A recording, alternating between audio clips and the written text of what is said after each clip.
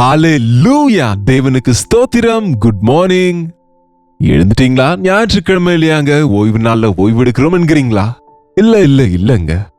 நம்முடைய சரீரத்திற்கு அல்ல ஓய்வு, நம் இதயங்கள் அவருடைய சமூகத்திலே தேற்றப்படும்படியாக அவர் சமூகத்துக்கு ஓட வேண்டும். கர்த்தருடைய நாளை கனம் பண்ணுகிறவர்கள் ஆசீர்வதிக்கப்படுவார்கள். வாங்க தேவனுடைய ஆலயத்துக்கு போவோம். வாரமெல்லாம் வேலைக்கு போகிறாங்க, ஸ்கூல்ஸ்க்கு போகிறாங்க, வாரமெல்லாம் வேலைகள்ல மூழ்கி விடுறாங்க. குறைந்தது ஞாயிறன்றாவது நாள் முழுவதும் அவர் சமூகத்தில் இருக்கணும். இப்படி பழகிக் கொள்வோம். நம்ம இருக்கிற இடத்துல இருந்து ஆலயத்துக்குள்ளே போகும்போதுங்க, அவர் பிரசன்னத்தை, அந்த அட்மாஸ்பியர், அந்த சுற்றுச்சூழல், அந்த இடமே எவ்வளவோ நமக்கு உற்சாகத்தையும் ஊக்கத்தையும் ஆவிக்குரிய பலத்தையும் நமக்கு கொடுக்கிறது.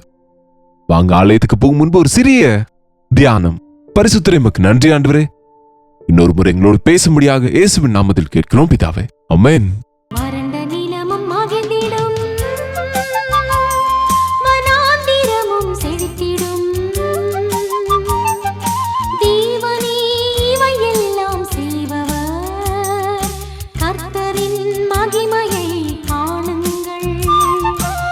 உங்களுடைய வேதத்துல சங்கீதம் 100க்கு திருப்பிக் கொள்ளுங்க. 100வது சங்கீதம். 100ன்னு சொல்லணுமா 100 சொல்லணுமா? எடுத்துக்கொள்ளுங்க. எப்பயாவது வாசித்தீங்களா? ஸ்தோத்திர சங்கீதம், அதாவது ஸ்தோத்திர பலிகளின் சங்கீதம் என்று இதற்கு தலைப்பு. நன்றி பலி செலுத்தும் சங்கீதம் இது. கர்த்தருடைய நாளிலே, அவருடைய உயிர்த்தெழுதலின் நாளில் கர்த்தருடைய பிள்ளைகளாக நம்ம கூடி நாம அவருக்கு அர்ப்பணிக்க வேண்டும். ஜீவ பலியாய் நாம் அவருக்கு அர்ப்பணிக்க வேண்டும். ஜீவ பலியாக அர்ப்பணிக்க வேண்டும் என்றால் நம் சரீரங்களை அவர் சமூகத்தில் ஒப்பு கொடுக்க வேண்டும். இதயம் நிறைய நன்றியோடு சென்று நமக்கு கொடுத்த வாயை நன்றிகளாலே நிரப்பி நம்ம முழுமையோடு ஆண்டவரை ஆராதிப்பது, அவருக்குள்ளே மகிழ்வது ரொம்பவும் அவசியம். சங்கீதம் 100 வாசிக்கிறேன், கேளுங்க. பூமியின் குடிகளே, எல்லாரும் கர்த்தரை கம்பீரமாய் பாடுங்கள். மகிழ்ச்சியோட கர்த்தருக்கு ஆராதனை செய்து ஆனந்த சத்தத்தோட அவர் சந்நிதி முன் வாருங்கள். கர்த்தரே தேவன் என்று அறியுங்கள். நாம் அல்ல, அவரே நம்மை உண்டாக்கினார். நாம் அவர் ஜனங்களும் அவர் மேய்ச்சலின் ஆடுகளுமா இருக்கிறோம். அவர் வாசல்களில் துதியோடும் அவர் பிராகாரங்களில் புகழ்ச்சியோடும் அவருடைய சந்நிதியிலே பிரவேசியுங்கள். அவரை துதித்து அவர் நாமத்தை ஸ்தோத்திரியுங்கள். கர்த்தர் நல்லவர், அவருடைய கிருபை என்றென்றைக்கும், அவருடைய உண்மை தலைமுறை தலைமுறைக்கும் உள்ளது. சகல தேசத்தின் பூமியின் குடிகளை எல்லாரும் கர்த்தரை கம்பீரமாய் பாடுங்கள். ஒரு முறை பாருங்க, ஊழியத்தின் நிமித்தமாக நான் அபுதாபியில் இருக்கின்ற ஒரு வர்ஷிப் பிளேஸ்க்கு சென்றிருந்தேன். அங்கே நியூ ஜெருசலேம் என்கிற ஒரு பிளேஸ் இருக்கிறது. அங்கே தான் எல்லாரும் ஆராதனை நடத்தணும். அந்த தேசத்தில் எங்க வேணாலும் அங்கே ஆராதிக்க முடியாது. யார் வேண்டுமானாலும் அங்குதான் செல்ல வேண்டும். ஆகவே அந்த ஏரியாவில் இருக்கிற விசுவாசிகள் எல்லாரும், தெலுங்கு மக்கள், தமிழ் மக்கள், ஹிந்தி மக்கள், நாட் ஓன்லி லாங்குவேஜஸ்ங்க, சைனீஸ், ஜாப்பனீஸ், பாகிஸ்தானிஸ் மற்றும் ஆப்கன்ஸ் அண்ட் அநேக ஃபாரினர்ஸும், பலவிதமான பாஷைகள் பேசுகிறவர்கள், பலவிதமான ஜாதி மக்கள் இயேசுவை இரட்சகராக ஏற்றுக்கொண்டதினாலே அவரை ஆராதிக்காமல் இருக்க முடியாதாகவே அந்த பெரிய கட்டடத்துல அநேகமான ஹால்ஸ் இருக்கிறது. அதெல்லாம் ரெண்டுக்கு எடுத்துக்கொள்ள வேண்டும். ஒன்றுக்கு பின் ஒன்றாய் 1 hour 2 hours சர்வீசஸ் மாறிக்கொண்டே இருக்கும். சோ அங்கே நம்முடைய மொழியில நடக்கிற கூட்டத்தில் என்னை பிரசங்கிக்கும்படி அழைத்தார்கள். பரலோகம் என்றால் இப்படிதான் இருக்குமோ என்னமோ என்று தோன்றினது எனக்கு. ஏனென்றால் ஒரு இடத்துல ஒரு ஹால்ல ஹிந்தியில ஆராதனை நடக்கிறது, இன்னொரு ஹால்ல மலையாளம்ல நடக்கிறது, இன்னொரு ஹால்ல இங்கிலீஷ்ல நடக்கிறது, இன்னொரு இடத்துல ரஷ்யன்ஸ் நடத்தி கொண்டிருக்கிறாங்க, இன்னொரு இடத்துல பாகிஸ்தானிஸ் நடத்துறாங்க. இதெல்லாம் பார்க்கும்போது அவங்க எல்லாரும் வெளியே வரும்போது அவங்களுடைய வாழ்க்கையின் லைஃப் ஸ்டைல பார்க்கும்போது, அவங்க நேஷனலைஸ்டு வாழ்க்கை, இந்த லைஃப் ஸ்டைல பார்க்கும்போது, அவங்க தேசத்தின் மொழிகளையும் அந்த உடைகளையும் பார்க்கும்போது, அடடட, இதுதான் இல்லையா வெளிப்படுத்தின விசேஷத்தில் எழுதியிருக்கிறது, சகல கோத்திரத்திலும் ஜாதியிலும் பாஷைக்காரரிலும் ரத்தத்தை கொடுத்து மீட்டுக் கொண்டிருக்கிறீர். அங்க எல்லாரும் சேர்ந்து ஒரே ஒரு புதிய பாடலை பாடுவோம் என்ற வார்த்தை. இந்த பூலோகத்துல எல்லாரும் ஒரே பாட்டை பாட முடியாவிட்டாலும் ஒரே தேவனை ஆராதிப்பது, ஒரே ஆண்டவரை விசுவாசிப்பது, விசுவாசிக்கிற யாவரும் ஏகமாய் கூடி அவரை ஆராதிப்பதை பார்க்கும்போது எவ்வளவோ ஆனந்தமாக இருந்தது. ஆலயத்துக்குள்ளே செல்லும் போது பூமியின் குடிகள் யாவருக்கும் அவரே ஆண்டவர், அவரே நம்முடைய சிருஷ்டிகர்த்தர், மகிழ்ச்சியோடு ஆராதனை செய்ய வேண்டும். பாருங்க, பூமியின் குடிகளே எல்லாரும் கர்த்தரை கம்பீரமாய் பாடுங்கள். உண்மையாய் சர்ச்சுக்கு போகிற யாவரும் பெரிய இசை ஞானிகள் கிடையாது. நமக்கு பெருசா இசை தெரியாமல் இருக்கலாம். ஆனால் we make joyful noise, கம்பீர சத்தம், கைகளை தட்டிக்கொண்டு பாடல்களை பாடிக்கொண்டு ஆண்டவரை ஆர்ப்பாட்டம் செய்வது. ஆலயத்துக்குள்ள செல்லும் போது ஏதோ கொயர் பாடுவதல்ல, யாரோ ஒருவர் இருவர் பாடுவதல்ல. நம்ம எல்லாரும் கூடியிருக்கிற தேவ பிள்ளைகள் எல்லாரும் குரலை உயர்த்தி, நம்முடையது எவ்வளவு கட்டை குரல் ஆனாலும், எவ்வளவு மோசமா இருந்தாலும், வளையாத நெளியாத குரல் ஆனாலும், தேவனை ஆராதிக்கும் போது அவர் ஆவியினால நம்மை அபிஷேகிப்பார். மகிழ்ச்சியோட கர்த்தருக்கு ஆராதனை செய்யுங்கள். தேவ சமூகத்துல முழுமையான சந்தோஷம் இருக்கிறது. அவருடைய ஊழியம் செய்வது, ஊழியம் செய்யுங்க. என்னங்க சர்விங், அவருடைய ஊழியம் என்றால் நாம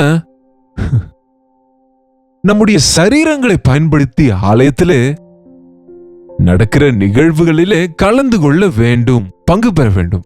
கர்த்தருக்கு ஆராதனை செய்த ஆனந்த சத்தத்தோடு அவர் சந்நிதி முன் வாருங்கள். கர்த்தரே தேவன் என்று அறியுங்கள்.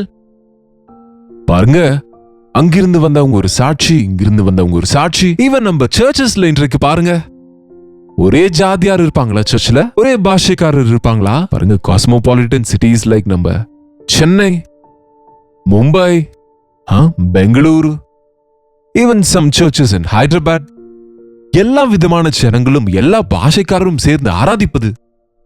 எல்லா நிலையிலும் இருக்கின்ற ஏழைகள், பெரியவர்கள், பிள்ளைகள், முதியவர்கள், வாலிபர்கள்.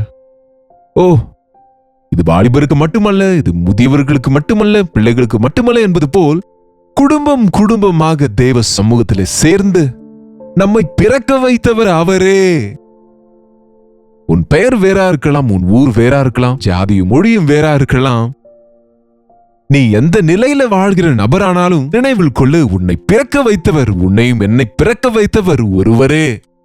அவரே நம்முடைய பரலோக பிதா. அவரே நம்மை சிருஷ்டித்தவர்.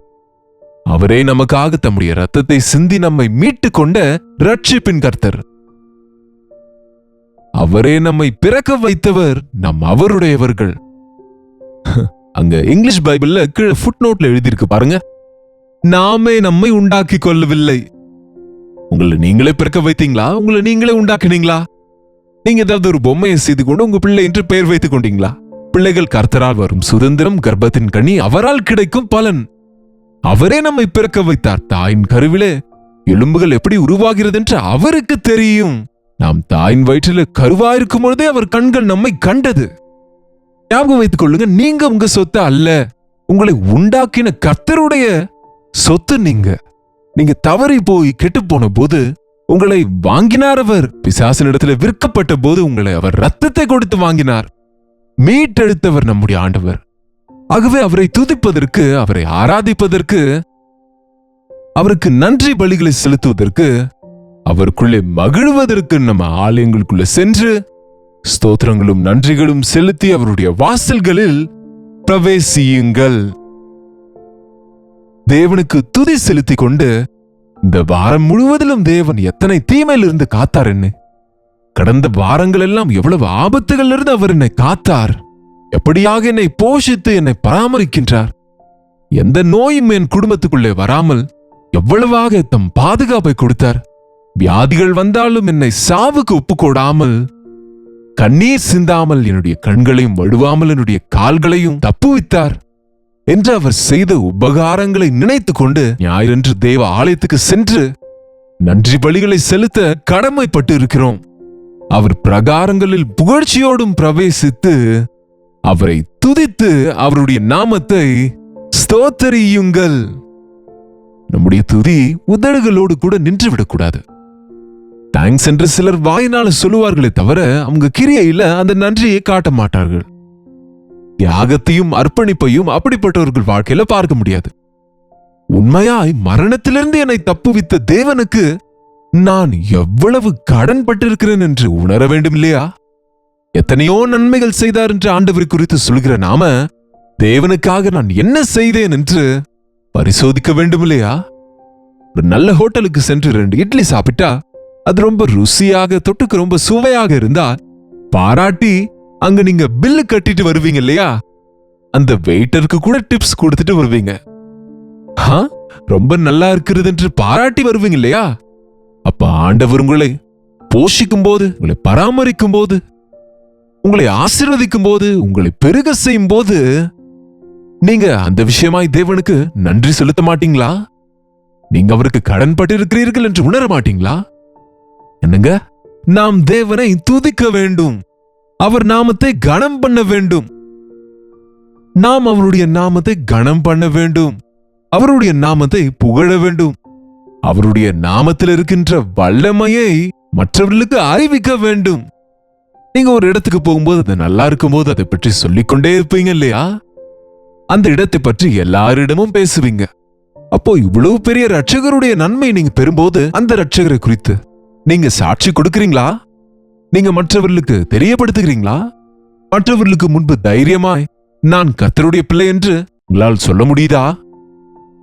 உதடுகளால் என்னை புகழ்வார்கள், அவர்கள் இருதயம் எனக்கு தூரமா இருக்கிறது என்பது போல இன்றைக்கு அநேகர் ஆலயங்களுக்கு சென்று வேறுக்கு ஒரு பக்தி போதும் என்று நினைக்கிறாங்க தவிர, எப்படி சென்றாங்களோ அப்படியே திரும்பி வருகிறவர்களா இருக்கிறார்களே தவிர, சந்தோஷத்தோடு அவருடைய சமூகத்துக்கு சென்று நன்றி பலிகளை செலுத்தி சங்கீதங்களை பாடி அவருக்கு முன்பாக மகிழ்ந்து, அவரே என்னுடைய மேய்ப்பர், என்னுடைய ஆகாரத்தை நான் ஆயத்தப்படுத்தி வாரம் முழுவதும் சாப்பிடுகிறேன், தேவன் தருகிற ஜீவ அப்பத்தை சாப்பிட்டு பின்பு என்றைக்கும் பசி இல்லாமல், பின்பு என்றைக்கும் தாகம் இல்லாமல் என் ஆண்டவர் தருகிற பரலோக ஆகாரத்தை, ஆவிக்குரிய ஆகாரத்தை நான் பெற்றுக்கொள்கிறேன்.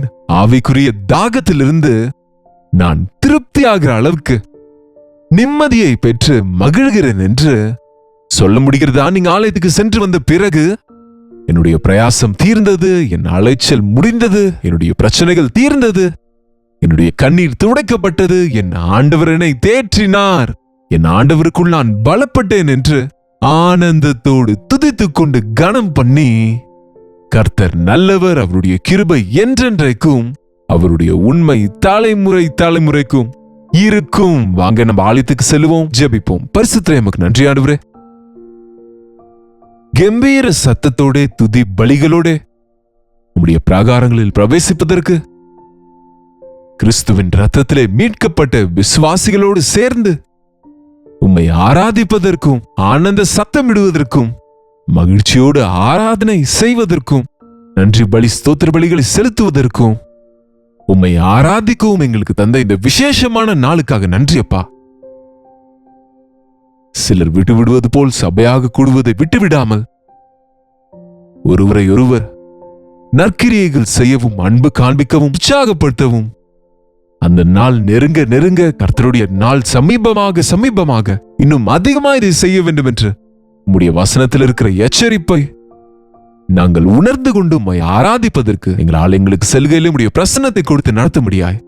இயேசுவின் நாமத்திலே ஜெபிக்கிறோம் பிதாவே. நம்முடைய பிதாவாகிய தேவனுடைய அன்பும் குமாரனாகிய இயேசு கிறிஸ்துவின் கிருபையும் பரிசுத்த ஆவியானவருடைய அந்யோன்யமும் ஐக்கியமும் கூடி வந்திருக்கிற நம் அனைவருக்கும் இப்பொழுதும் சதா காலமும் துணையாக இருப்பதாக. ஆமென். தேவனுக்கு ஸ்தோத்திரம். உங்களுடைய ஆலயம் எப்போதுங்க? சிலருக்கு காலையிலே இருக்கும், ஒருவேளை நீங்க இப்ப கேட்க முடியலன்னா பின்பு வந்த பிறகு கேளுங்க. உங்களுடைய ஆராதனைகள் முடிந்து நீங்க வீட்டுக்கு வந்த பிறகு ஞாயிற்றுக்கிழமை முழுவதும் தேவ சமூகத்தில் இருங்க. தேவனுடைய ஊழியத்திலும் வசனத்திலும் செலவிடுங்க. தேவனை துதித்து அவரை ஆராதித்துக் கொண்டிருப்பது நமக்கு எவ்வளவோ அவசியம். உங்களுடைய ஜெப விண்ணப்பங்களையும் பாரங்களை எங்களுக்கு தெரியப்படுத்த 8939801234 ஒரு டெக்ஸ்ட் அல்லது வாய்ஸ் மெசேஜ் மூலமாக வாட்ஸ்அப் பண்ணுங்க. இதுவரை நீங்க அனுப்பாம இருந்தா இன்றைக்கு நீங்க அனுப்புங்க. அதே போல மதியம் கல்வாரி சபையில நடக்கிற தமிழ் ஆராதனை உங்களுக்கு லைவ் கொடுக்கிறோம். நீங்களும் பார்த்து பயனடைங்க. கர்த்தருக்கு சித்தமான நாளைக்கும் இதே அனுதின தியான நிகழ்ச்சியில் உங்களை சந்திக்கிறேன். அது ஒரு கர்த்தருடைய கிருபை உங்களுக்கு துணையாக இருப்பதாக.